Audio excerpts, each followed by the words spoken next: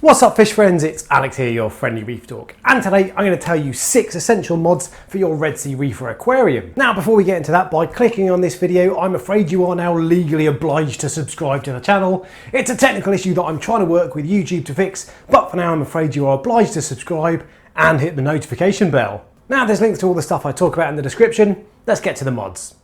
First up are a couple of cable management and storage solutions. Now you will probably have seen a few awesome looking plug boards, but if you're a bit of a DIY tard like me, they're a bit too much of a faff to do really well, and they make access to the actual plug sockets difficult.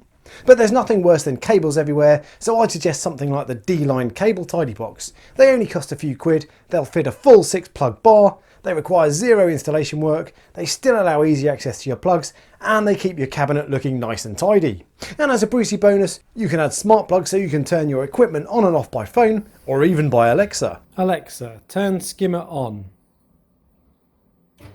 Although I will admit the smart plugs don't quite fall into the category of an essential mod. It's also a great idea to install a shelf or basket into the cabinet door to hold food, test kits, frag plugs and so on. Or if you prefer something a little more minimalist, you can attach a few equipment hooks for the stuff you use most often. Next up is a random flow generator.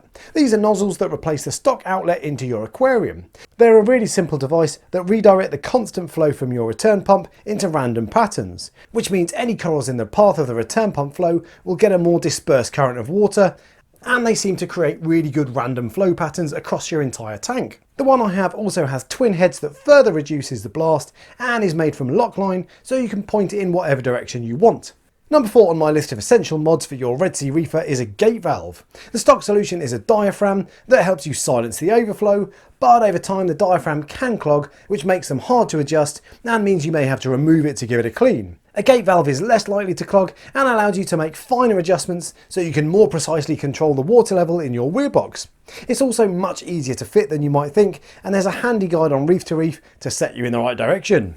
First on the podium then is an upgraded freshwater reservoir. I really don't like the stock Red Sea reservoir. They're too small, so probably won't last you a week. They get in the way when you want to carry out maintenance, and the outlet valve on mine broke, so it was either stuck open or closed all of the time. This does mean a little more cost, as you'll also need an auto top-up kit, but something like the Tunzi or Reef Float kits are super reliable and will give you invaluable peace of mind. You can either get a cheap plastic tub that you keep in the cabinet or in a remote location hidden in a side table, or you can get a bespoke glass tank made to suit your exact needs. That's what I did, and I can now go on holiday for 2 weeks, safe in the knowledge that I won't run out of top-up water. And the runner-up on my list of essential Red Sea Reefer mods is ventilation. The cabinets on these tanks don't have large exit gaps for air to flow out of, and so they can get pretty humid. If you have your plug sockets fixed to the inside of the sump, that is a disaster waiting to happen. But even if not, you may find the cabinet walls get a little sweaty.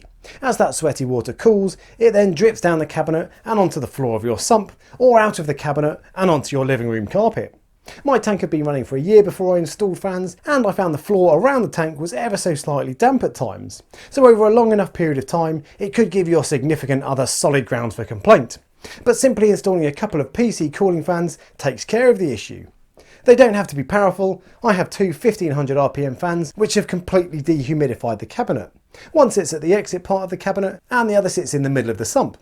I'd rather not have one hanging directly over the sump, to be honest, and you do have to make sure you remove any metal parts like screws or cages, or at least cover them in Vaseline to stop them rusting and polluting your sump.